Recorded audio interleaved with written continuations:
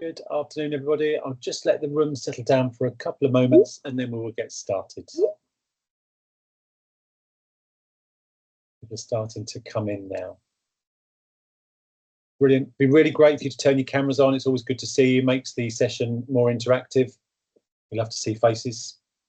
I'm going to get started. So good afternoon, everybody. My name is Richard Ayres and I'm a social care advisor at Care England. And I want to introduce you to the joint Ally and Care England webinar designed to address the sleep gap and the overlooked factors costing lives, trust and time. We're delighted to be joined by CEO and co-founder of Ally, which is Tom Tejanik, and by care home operators Samir Patel of Oakland's Rest Home and Melanie Dawson of The Lawns, which is part of the Heritage Group. They will introduce themselves shortly and take us through the sleep gap and the overlooked factors, so we can start to understand the direct correlation between sleep quality and resident health outcomes. So we can kind of learn how to identify and address environmental factors which disturb sleep and discover strategies to implement effective sleep monitoring and offer insight into the broader impacts of nutrition, cognitive function and improved quality of life as a result of better sleep. So it's something I'm definitely very excited with. We've talked a lot about sleep in some recent webinars, and I'm really excited to see how this one gets brought to life. So Tom, as I said, will shortly introduce himself and our guests, and we'll talk for around 25 to 30 minutes, at which point you are free to use the chat facility to raise any questions that you have during the presentation. Or you're free to email me those questions if you wish me to ask them anonymously on your behalf. I'll drop my email address into the chat shortly. I will ask that you keep yourselves on mute during the presentation, and my colleague Sonam will mute you if she sees you come in with your mic still on. But it's really good to have your cameras on. We love to see people. It just does make it far more engaging. After the panel are finished with their presentations, I will facilitate a Q&A session and raise any of the questions that come up in the chat or have been raised to me directly by email. And at that point, you're also free to exercise the little raise hand function and to raise your hand and ask a question directly to our panel today. We are recording the session, and our intention is, as always, to note any questions and then to send a copy of the frequently asked questions plus the recording of the slides, usually to you within 24 to 48 hours of the event, depending on how many questions we've been unable to answer on the call.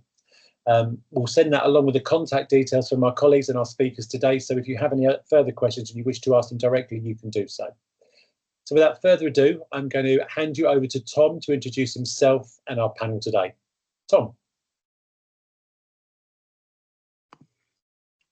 Richard, thank you very much. I'm going to start sharing my screen because it might take a little while, but I'm really excited about being able to give this talk today, which is based on the white paper. For those of you that haven't seen, there was a white paper that was put out by Care England in conjunction with us and some of the work that we've done with our care providers, looking at the impact of sleep. And this webinar will be going into that. So it will be some of the wider research that's been done that we'll look at, as well as also going into the impacts that have been seen and felt by Samir and Mel at their care homes. And then we'll look into a little bit about how they achieved it and how they went about doing it. So before I hand over for them to introduce themselves, obviously I'm Thomas, I'm the CEO of Ally Cares. We work with over 5,500 residents now across the UK. We provide directly to providers essentially a resident monitoring system that can give you insights into, one, the sleep environment, but also residents' needs and sleep patterns. And the way that we work with providers is we aim to optimize resident sleep, allowing them to recover, and then seeing the benefits that happen as a consequence of that. So I'll hand over quickly to Samir to be able to give an introduction, and then Mel.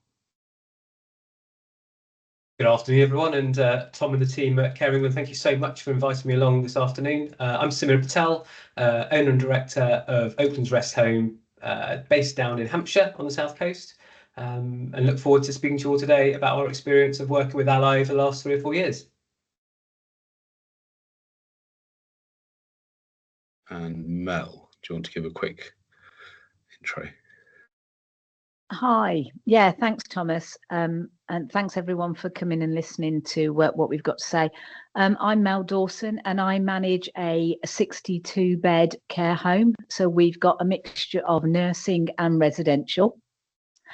So 2 floors with very differing needs. And we've been working with Ally now for a couple of years around what I saw was the biggest challenge of managing people's good sleep in a care environment.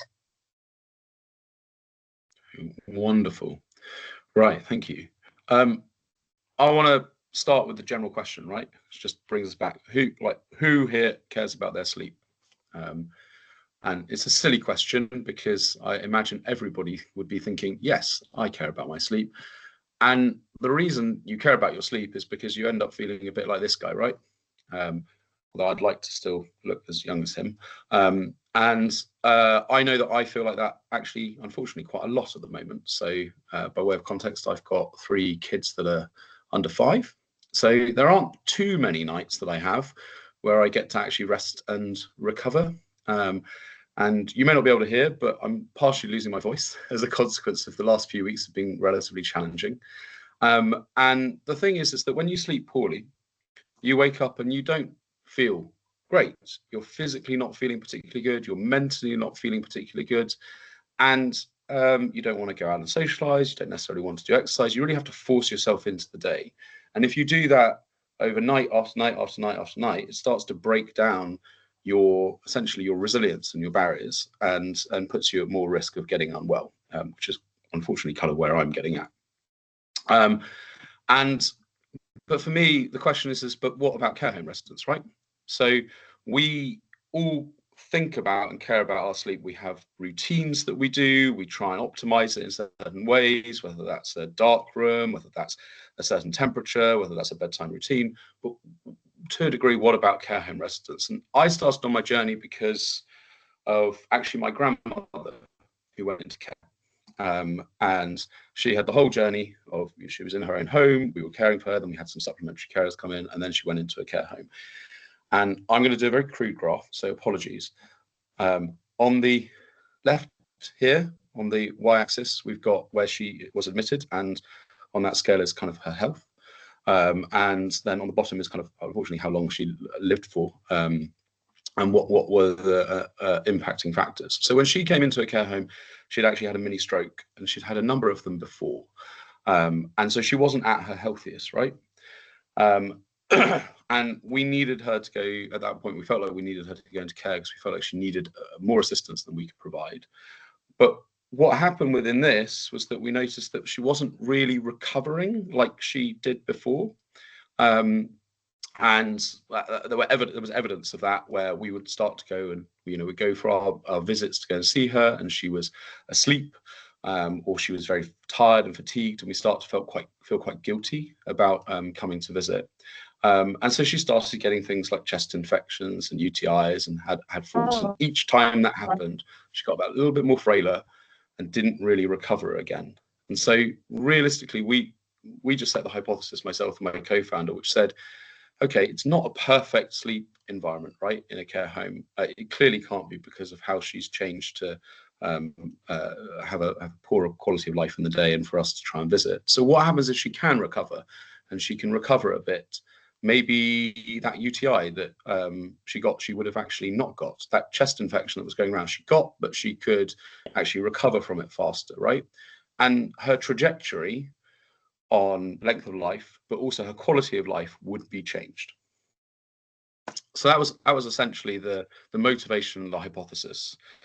Actually, when you dive into it and you don't just make it about how you feel, and you look into the research, it's quite phenomenal about the impact that sleep can have. So yes, there's reduced physical function, which can increase the risk of falls, but you can increase the risk of Alzheimer's, increase the risk of depression. Now that's kind of a logical one, because if you haven't slept very well, you're not going to be that sociable, and it's going to affect your mood, and it kind of spirals a little bit from there. Increased risk of hypertension, coronary heart disease, it impacts on weights, hydration, and obviously reduced exercise. It's quite broad, but it makes sense. And it kind of fulfills what I think about in terms of me being a healthy person, which is I need to sleep well, eat well, exercise, and socialize. Those are kind of my 4 pillars on trying to create balance in my life. And if you remove one of them, you go all out of kilter, right? Whether that is sleep or food or exercise or socializing. What was mad though was that as we dived into this a little bit more, there were some substantial studies that looked at actually what is this doing for a resident over a longer period of time. So if we take the bottom one, actually, there was a study on 56,000 people over the age of 50. And they categorized them as 2 categories: those who slept well and had undisturbed sleep, and those who didn't and had disturbed sleep through those 20 years. And the difference in lifespan averaged out at 1.3 years, which is essentially almost 1 month every year.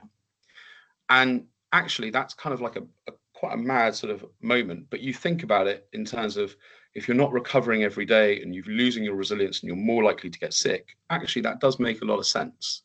Which brings you to the second point, which is the research around those that slept for 5 hours or less over the age of 50 every day had a 25% increased risk of mortality. So 2 really big factors that were sort of back up how we felt and the hypothesis around the start of the company. But at this point, I think it's worth bringing in Samir and Mel and a little bit about their experiences once they'd invested in sleep. So I'm going to read out some of the headline stuff, and then Samir, I'll hand over a little bit to you. I want to go to seamstress. What? I want to go to a seamstress. So the first stat was that working together, we were able to see residents get 76% better sleep. So that was essentially them being awake for 76% less at night.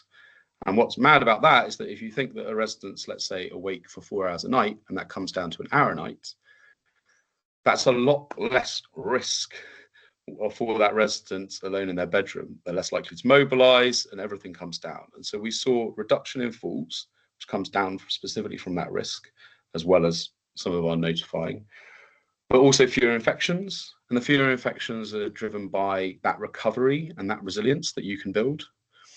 But you free up a lot of time for staff to put back to other tasks and be with other residents. I think that's really key. We've worked with Samir now. I mean, Samir, you'll probably say, I think it's somewhere up on 2.5 years now at Oaklands, which has given us Samir the ability to go back and look at what are the impacts of all the things that he's done, and then segmenting it out on what we've helped with. And I think the 2 things on the bottom are quite stark and relate back to that research, which is his length of stay has improved by 3 weeks on average for those residents just by investing in sleep. And the mortality rate's gone down by 18%. So there's 2 less deaths per year. That's like 2 less rooms that you need to fill, right? And I think that was the kind of mad statistics in a way. And I think, Samir, I'll let you add some comments on this, but I know that when we started with you, the drivers were really very similar to my motivations on sleep with your experiences with your kids, but I don't think we quite anticipated being able to see those results on length of stay. Isn't that right? No, thanks, Tom. And as you said, it's been quite a long journey now, coming up to 3.5 years. And as you say, I came into this very much from a similar perspective to you. That for me, I was trying to relate my experience of my kids from when they were young, sort of 15, 16 years ago. And let's face it, Samir was not a very nice person with his lack of sleep. So it was always a driver for me to think, well, actually, how does that translate over to our residents? You know, the people that we're fortunate enough to be able to look after. And that got my mind ticking quite a few years ago. And, you know, we started doing a bit of research, started looking around, and we obviously came across your solution. And I think these 2 stats that you've just shared here around the lifespan are really unintended consequences. I don't think we went into this thinking this is what we're trying to achieve or what's going to happen. If I'm honest, I think we went very much with a mindset of this might help reduce falls, which obviously is a huge benefit as well if we can keep our residents safer. But actually this pillar and this concept of quality and sleep quality really has come not from a direct idea of wanting to implement the system at the time. So it's been really welcomed, and it's obviously improve the morale, not only of our residents and their well-being, but also of our team, which I think is really important for us to consider as well, in terms of better night's sleep. It's not just better night's sleep for our residents, but hopefully it means that our team have a really good shift as well, which is obviously really powerful for them. Thank you very much, Samir. Yeah, it's been a pleasure to work with actually you and Mel on your journeys and learn a lot as well, which we bring back into how we work with other providers. I'll bring up for Mel a little bit here. So very similar outcomes from a headline perspective of 61% better sleep, 6 hours of staff time release, and 63% fewer nighttime falls. I've got the nighttime falls up here for a couple of reasons. We worked with Mel to segment them across the residents that were high risk, i.e. if they were at risk of mobilising, you would go and actually provide care for them, which can be highlighted by our resident monitoring alerts. And then the risk of low risk ones where you might allow them to independently move around. And that one with 33% lower is really the one that highlights for me why sleep's to a degree a huge factor, is that they simply are going to fall less if they're awake less, right? And what Mel's seen as well is that there's a huge amount of really improvements as well in residents that sit back a lot with the research that we have physically for residents as well as mentally. So being more engaged and active, weights and fluids have either maintained or improved better, which is a good measure of resilience, infections being reduced, and even sleep medication going down. And I think I'd like to hand over a little bit of Mel here to talk a bit about those quality things and how it's really changed the feel, I think, of the care home. Do you want to go, Mel? Thanks, Thomas.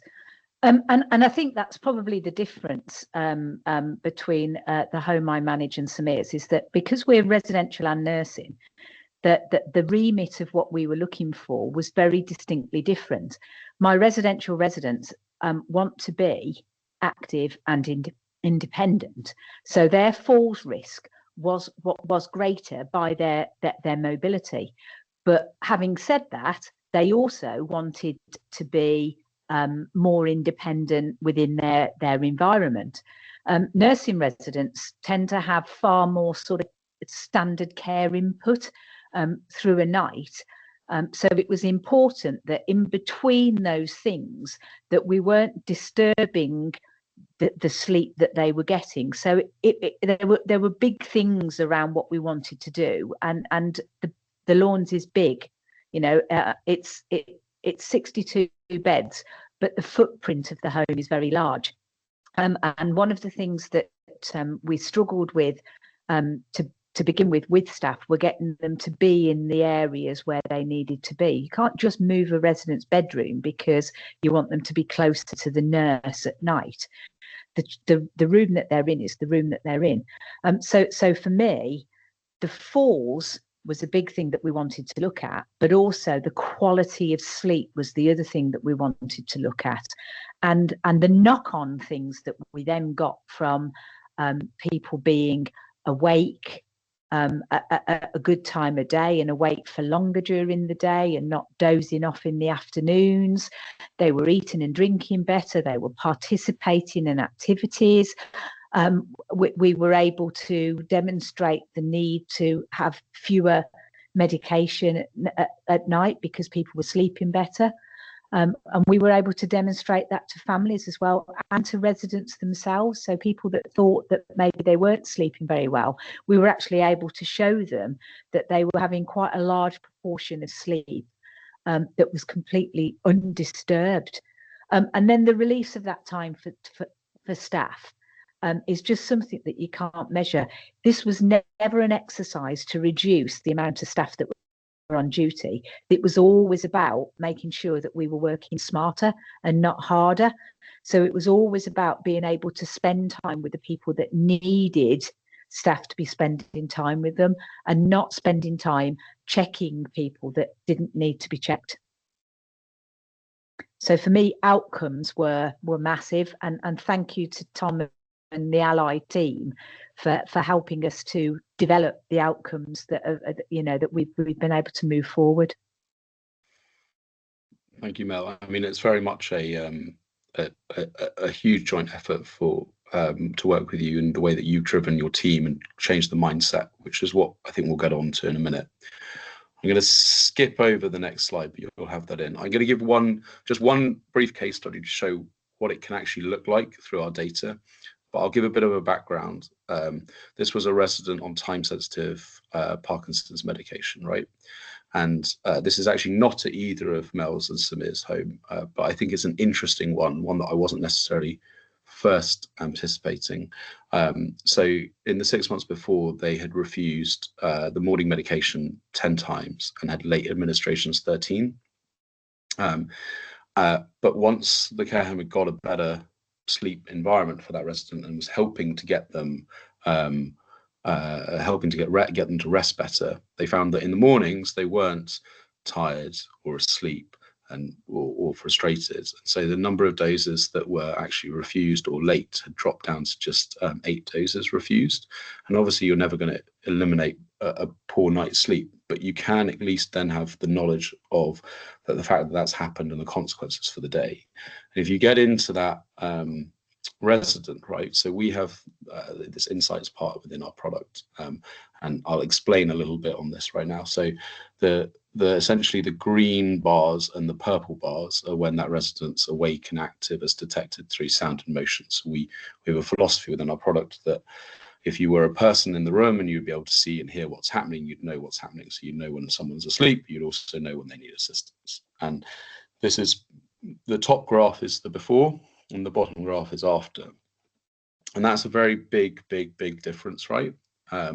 And it makes a lot more sense that they were more well rested and the medication adherence went up. It also makes sense that they were more awake, alert, and social in the day, that they had greater resilience. But also you can look at that risk on falls. And I think that's one of the big things that Samir and Melanie have spoken about, is that you are simply just reducing that risk there, whilst also reducing the risk of health impacts during the day. So I'm going to move on quickly to how you actually achieve these results, because I think that when we start working with a provider, it's quite hard to have that mindset to invest in sleep. I'll start actually with the right-hand side here. There's a risk around the fear of safety, right? So a lot of the people that we talk to, there's a mindset of, I'd like to try and check on that resident as much as possible because I'm worried that something's going to have happened. And that's not correlated then against the knowledge of sleep, because you're prioritizing safety first. And so you're not necessarily thinking that actually I might be creating a risk here. If I've got doors open, I've got a lot of corridor noise, I've got light pollution, how is this going to actually help that resident recover and rest well? And so certainly there's an element of knowledge of the impact of poor sleep.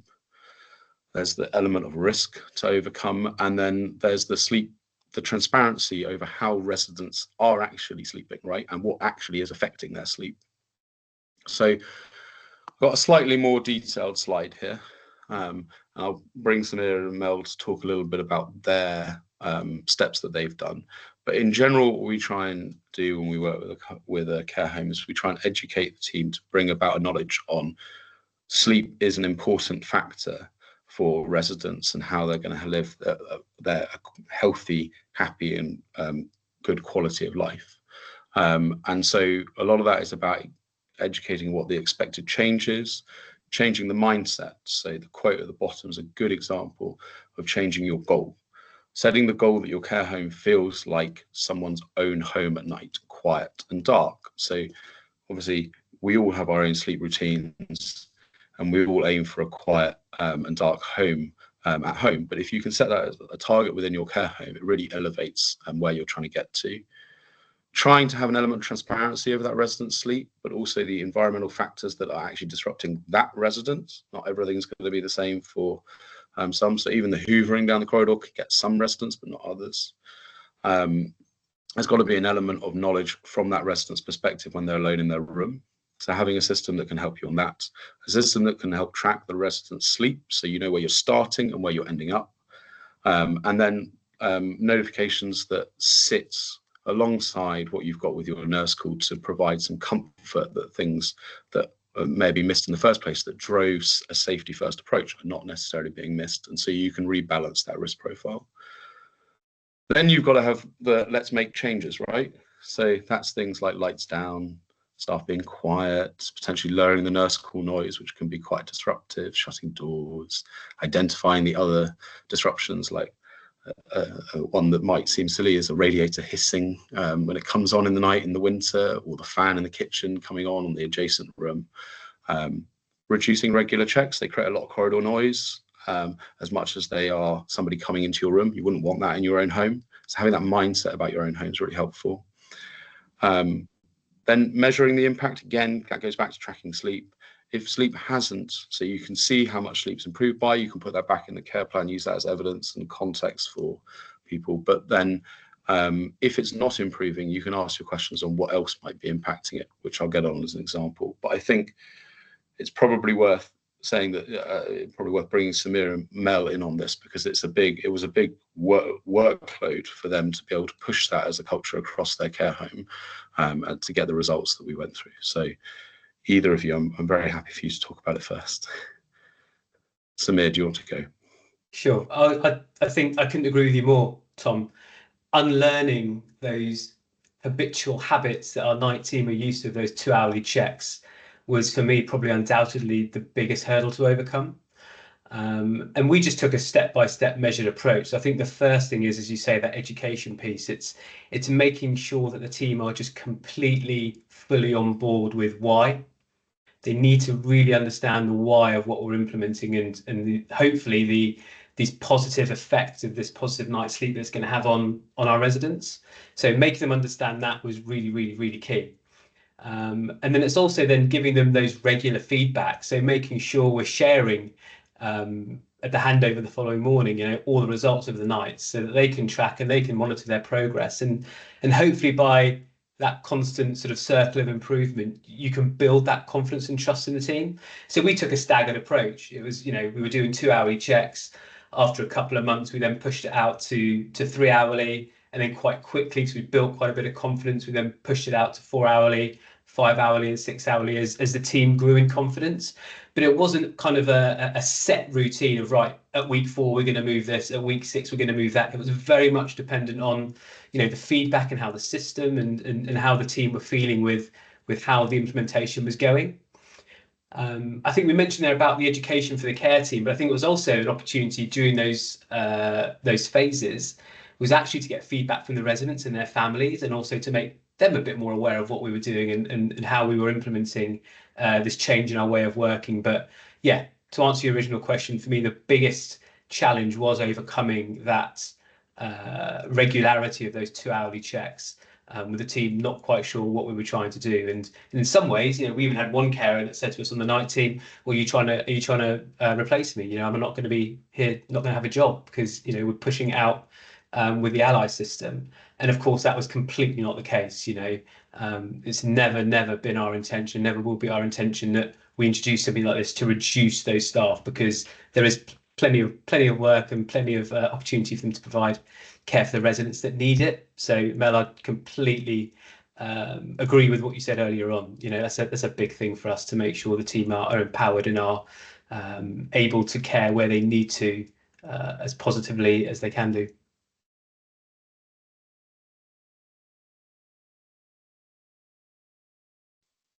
Yeah, I mean, I absolutely agree. I think the first thing around anything to do with this system is that you need that the staff need to understand what it is that you're looking for and what you're trying to achieve, so that they're on board with you. There's lots of things around care that runs on people being scared of getting themselves into trouble, scared of getting into trouble with regulators, scared of who's going to do something if they don't do it. And I think that's where the issues around these checks have come in, is that everybody thinks that they've got to check on people in a care home all of the time. But actually, if you went back and said, who told you that? I don't think anybody would know who it was that started that instruction and started doing those things. And I think a lot of the things that happen at night with checking on people is very much around that sort of custom and practice, the old methods of the way that things were done, and the fear factor of where you're at. So do you make change step by step, or do you actually say, right, we absolutely believe in this product, we believe that this is going to tell us the stuff that we need to do, so we're going to wholeheartedly move on with this, and we're going to stop doing the stuff that we have been doing, and we're going to change the way that we practice from day one. And that's what we did here. We didn't have an integrated process where we did it slowly. We took away all of the checks immediately from day one, and we absolutely relied on the technology to tell us what we needed to do, to tell the staff how they needed to input, and it sort of it worked really easily then, because I hadn't got staff that were walking around making a noise. I hadn't got staff that were opening people's doors to have a look to see if they were asleep and waking them up.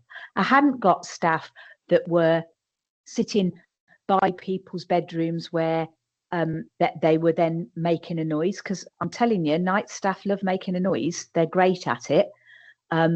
Staff were able to be in an area that had the least amount of impact on the residents. We integrated it with our digital care planning system. Everything that we did is all on is all on one handset. Didn't matter where the staff were in the building, they were able to hear and respond. So it was just brilliant. And part of what we now do, that we've learned in this time of working with Ally, is we talk to our residents right at the beginning about what sleeping at home was like. You know, I personally am somebody that can have no lights on, no noise, no door open, because if any of those things happen, I'm awake and I don't go back to sleep. So we're able to talk to people around those things as well. So the goal was about making their room in the home very much like their room at home, and then adding in the care as the extra that we needed to do. So positive steps along that way needed some positive management, and also that whole thought of challenging the old way of working. Yeah, I think thank you both, because I think the big thing that I hear back is you have a clear day and a clear night, and having that concept and mindset, you have that at home, have that in the care home. I think, Mel, you're a good example that you've got, or both of you have got clear days and nights, but as a consequence, by having a clear night, it's impacted on your day. I mean, I think you said to me once that you've got wine and cheese nights that happen in your care home in the evenings, right? Which you couldn't do before because residents wanted to go to bed. Isn't that right? Which I think, yeah, I mean, great. Lots of things.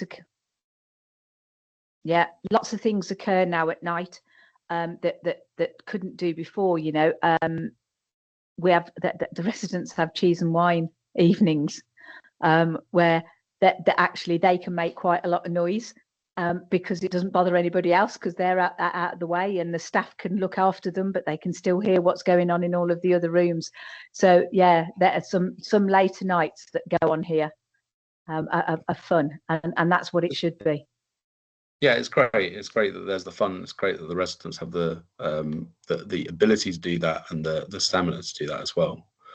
I'm just conscious of time, so I'm going to move on. I want to talk a little bit about clinically as well. So, like, not every single time when you create a positive, dark, lights down environment, will that solve everything. And there are times that although a resident might be in a good sleep pattern, it might become less. They might be developing a UTI, or they might be in pain. But this is a good example of a resident with Huntington's disease was having disrupted sleep patterns and involuntary movements, and they were getting that out of our system, and that was leading to distress and weight loss. At least that was the hypothesis. And what they managed to do was correlate between our system, the intense activity at the same times each night, with particular meal times. And the occupational therapist and the dietitian basically hypothesized, is that resident hungry? And can we give them an instant energy boost before the night, similar to like athletes? And would that help them sleep better?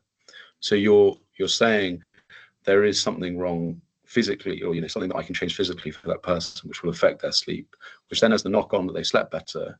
And in this instance, what I didn't know to start with is that if you sleep well or poorly, you can have a hormonal imbalance that will either lead you to being ravenous to eat or you don't want to eat. And in this case, they got it right. So they had shorter periods of restlessness at night, longer periods of rest, and a weight gain. And that resident's night was changed, and that changed their day, right? And I think that's really important to think about. It's a process of, I'm going to hypothesize and change the environment, and then I'm going to look at what else physically or mentally might be affecting that resident. How can I support them? And because of and that's a wonderful mindset to have. Okay, I think that's it really. So I would say that from at least from our experience and our motivations with starting the company, sleep is really not a luxury. It certainly isn't in my life. And it's really essential for recovery. And we've seen that with residents being healthier, happier, more active and engaged, and now living longer through the evidence that we're getting out through our care homes like Samir. But to do that, you have to invest in sleep training. And I think you also have to invest in sleep tracking to gain those insights on when changes are happening or what's been effective or what's not. And you have to embed that as a process within your care plan reviews. You can't just expect it to take hold and work. So those are, I would say, our top tips that we've seen as a process for both working with Samir, Mel, and across the other homes that we work with in the UK. Samir, Mel, if you want to add anything now, go for it. Otherwise, we can go straight to some of the questions.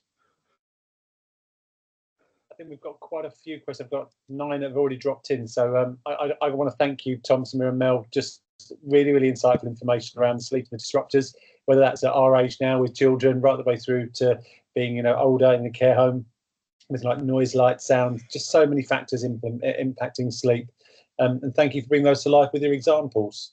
And specifically of, your nan post her stroke. I think, seeing increasing frailty so often in residential care, this is very much about quality of life as well as length of life, but really increasing people's physical function to avoid falls through better sleep and, improving cognitive decline, all have a links to sleep. Depression, weight loss, heart disease, there's so many influences and factors here and links that one can draw. It's really fascinating. And interesting information around from Oakland's and the Lawns examples of better sleep, fewer falls, infections, staff being more efficient because they've got that bit more time.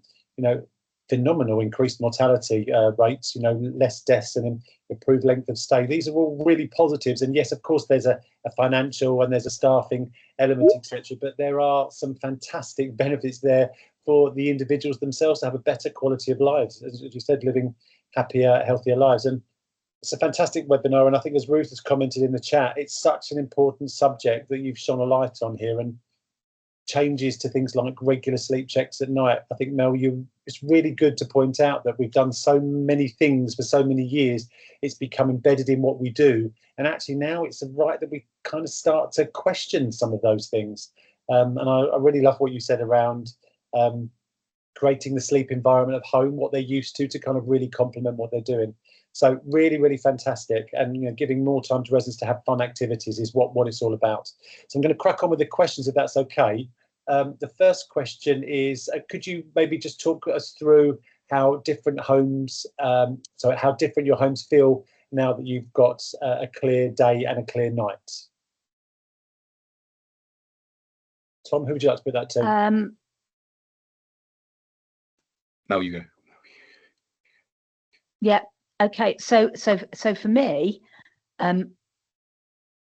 I walk in here at night, because managers, we do these checks, don't we?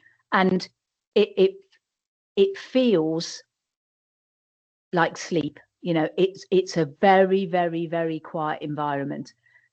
During the daytime when I'm here, I can hear laughter, I can hear lots of activity going on, but definitely at night when I come to do my night visits, it is really, really quiet.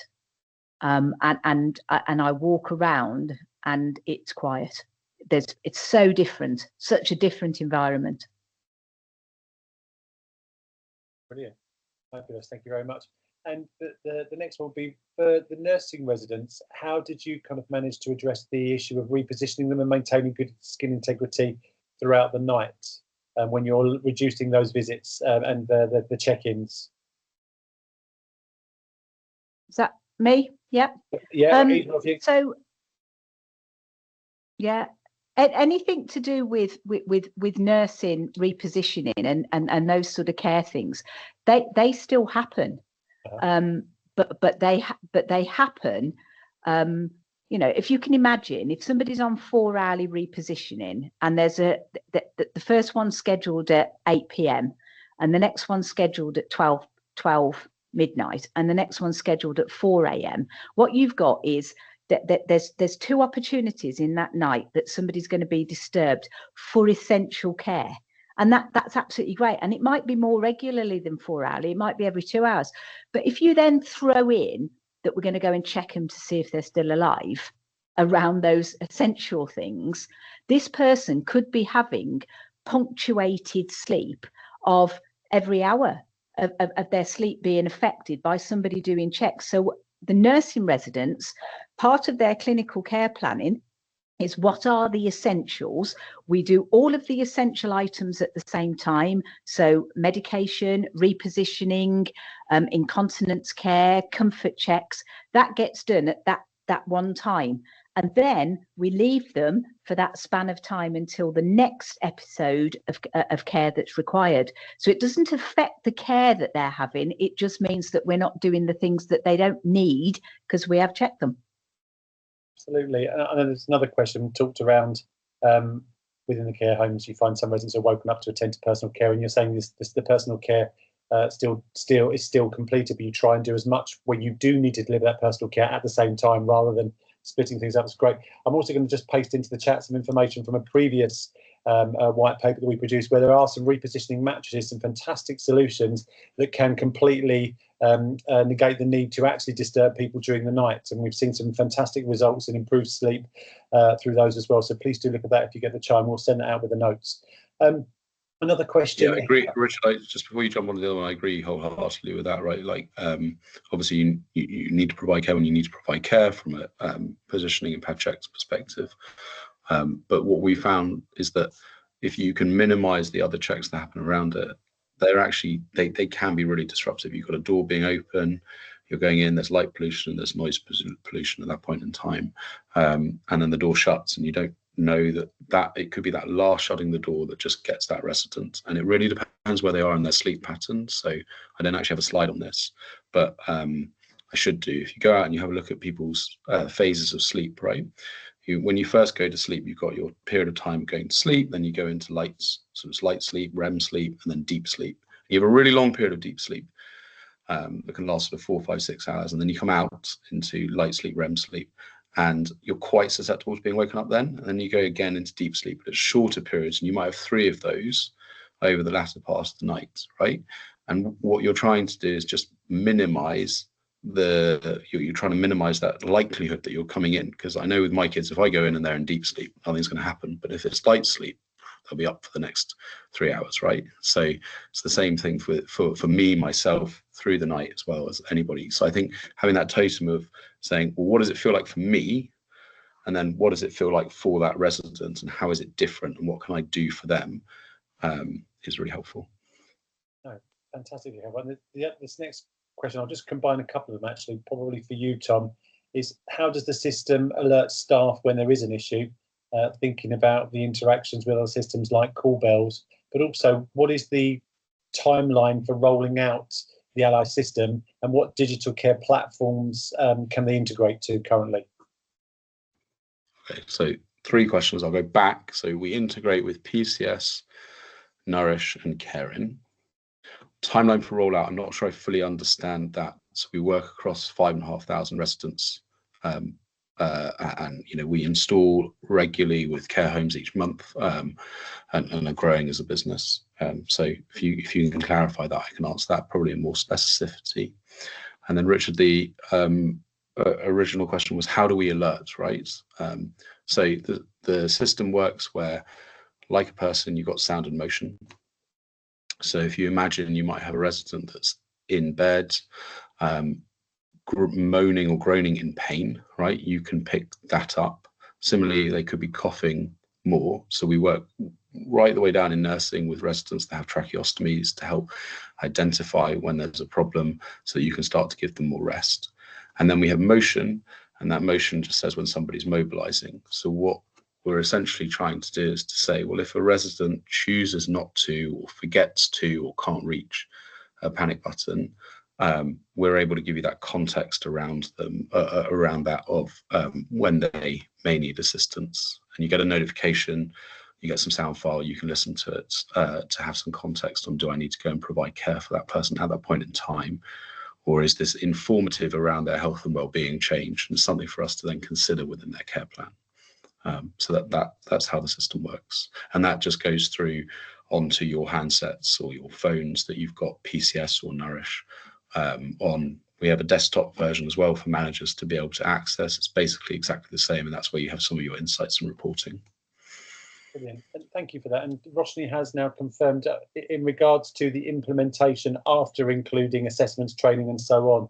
So really, when you're first having the conversation to agree you want to move forward with something like this, going through the assessments, training, getting it operational, how long? What is that timeline? So that's a good question. So I would say, and Samir and Mel can probably talk to this about their specific experiences, but I'll say once we've gone in and done assessments on where we're going to install the product, we will come in and we'll do training with the management and the care team, the night team specifically, and some of the day team, because you need to have them synced up. What we do is we then work with the night team and we work with the day team over a period of time to get used to actually using the system and used to the change in culture. One of the things that Mel and Samir have said is they had slightly different approaches. So Mel stopped the safety checks from night one, whereas Samir pushed them out. And I would say that the period of time that it takes to adopt is a little bit longer if you push them out, because you're not going whole hog into, I'm creating a sleep positive environment. It's perfectly fine to do, but that, I think Samir, probably we were 3 to 6 months before we felt we'd gone through the transformation at that point.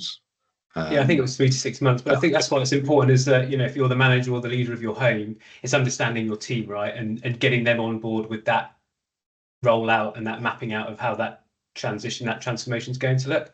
So that'll be my top tip, maybe to a provider if they're looking to adopt the system, is get your team involved in. If it is like Mel, rip the band-aid off and go all in, or if a slightly more staggered, phased approach is appropriate for the team. Yeah, I think both. Yeah, are totally I mean, I fine. absolutely agree. Sorry, Mel, you go. Yeah, absolutely agree. Absolutely agree. Get your team on board. One of the things that we did, because we're a big home, is I've got an Ali champion. So one of my night carers is the absolute champion, and what she will do is she will talk to staff about how good they are on the system, and she will sit with me and we analyze what's there. But what she is the person that sits between sort of all of the night care staff and me. And she takes my message and she delivers that message out with consistency across all of the night shifts. So that helps. So really driving it forward is reliant on your care team being and wanting to be involved, and then seeing the benefit of it and telling them what difference it's made. Really helpful. Thank you very much. And I think I don't want to spend too much time on this, because I think how long is a piece of string is the answer. But Karen has asked around, what's the sort of cost of rolling this out? Karen's got 97 beds. If there's a short answer, great. If not, maybe we can follow up with Karen directly. I don't want to spend too much time on that, because that wasn't the purpose of the call today. So Karen, if we've got an email and a website. If you get in touch, I'll look out for your email, and either myself or one of the team will be able to get in touch and have a chat with you about the costs of the system. Brilliant, that's amazing. I don't like to make these are about information sharing and gathering, not so much around sort of sales. There's a question here for you, Samir. You've clearly seen a large improvement in the length of stay, and how have you specifically attributed that to sleep? Because it was a great finding, so it'd be really good to delve into that in a little bit more detail. Sure. So I think that we've undoubtedly seen over the 3 years an increase in the length of stay for our residents, and I think sometimes providers, we often worry about filling beds, and we worry about, where are those inquiries coming from, and are we converting, and all that stuff. But this was fascinating when we uncovered this with some of the data analysis we were doing, and that actually, if we can extend people's stay with us, that's just as powerful, right? And if we're not having to fill the extra beds or spend that extra advertising budget on attracting an inquiry into the service, that's extremely powerful. So from a business perspective, obviously it's positive, and without question, the improvement in length of life and length of stay with us is a huge quality marker. How much I apportion that to sleep? I think quite a lot. Because I think, as we've outlined throughout this afternoon, if the sleep's good, hope that means you might need less medication. It might mean your hydration's better, your nutrition's better. Socially, you're more active, you're engaging and taking part in a lot more activities. So I think sleep is an important factor. It's a very, very important factor in helping us achieve that. And the average length we've experienced, we've gone from I think it was in 2022, 61 weeks, to in 2024, an average length of stay of 69 weeks in our service. So, it's positive, really, really positive. That's really not.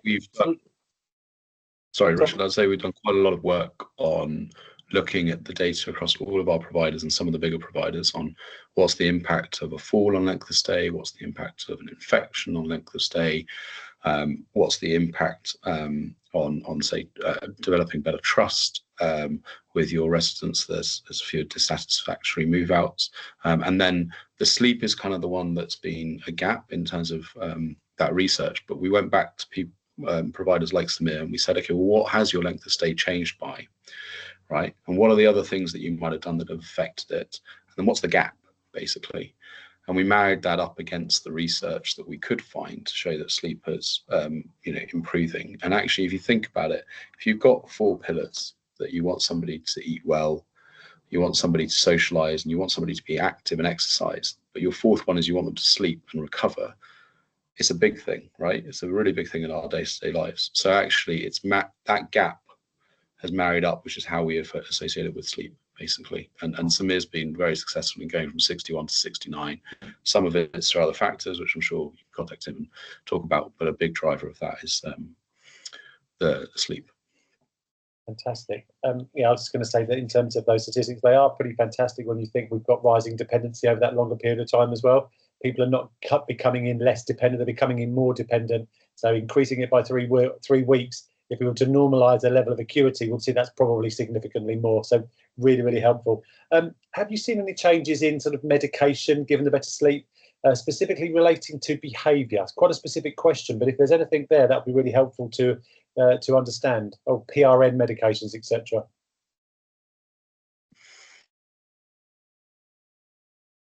Probably to Samir or Mel. Samir or Mel, or I can jump in as well with our other experiences. Yeah. From my point of view, we use very little hypnotic, and generally what happens is that within that first 4 weeks, we are using Ally to analyse people's sleep and removing the need for antipsychotics and night sedation, because what the system's demonstrating to us is this person is sleeping and sleeping really well. And when we have had people that have said, I don't sleep very well. I've got one particular gentleman who says, I don't sleep very well at night. But actually, when I analyse his timelines on Ally, I'm able to show that actually he's sleeping for 7 to 8 hours straight off. And for somebody who's 80 years of age, in a care home is pretty good Pretty going. good. You know, so and I would sometimes agree, it Mel. I can be think people education. yeah, it helps us paint that picture, doesn't it, with information and data that we wouldn't know otherwise, because you don't know what you don't know. So we've definitely seen a reduction in the number of nighttime medications we're having to administer, and definitely a decrease in our PRNs. Yeah. And then the knock-on effect to daytime meds, when people sleep better, they are far calmer, less likely to kind of draw on those behavioural type medications.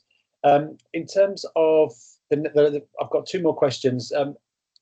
There are clearly impacts on benefits investing in sleep, but have you found this to be helpful in other areas, for example, with families and their engagement the residents have with their families? I think you talked about this during the presentation, actually. Tom?